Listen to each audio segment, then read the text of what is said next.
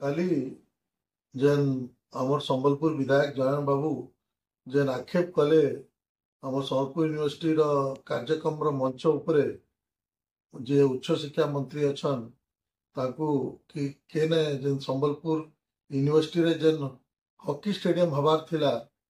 जेनटा एवं गोटे multipurpose stadium हबार थिला जेनटा कि गत सरकार नवीन पट्टनायक ताके शुभ देइथिले सेटा केने शीतल भंडार भितर रही जाइछे मुई सेटा संबलपुर विधायक को पचरावा लगी चाहूचे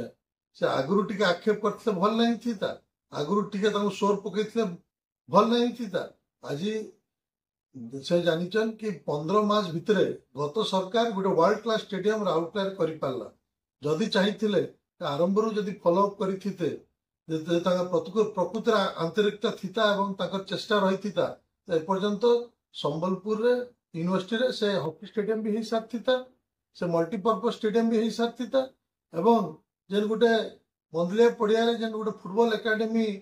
लगी जेन गोटे फिफा स्टैंडर्ड रो स्टेडियम हवार भी शुभ देइथिले सेटा मध्य हो सारथिता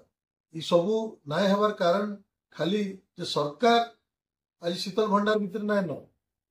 निजे विधायक मध्य शीतल भंडार भितर रहिছে।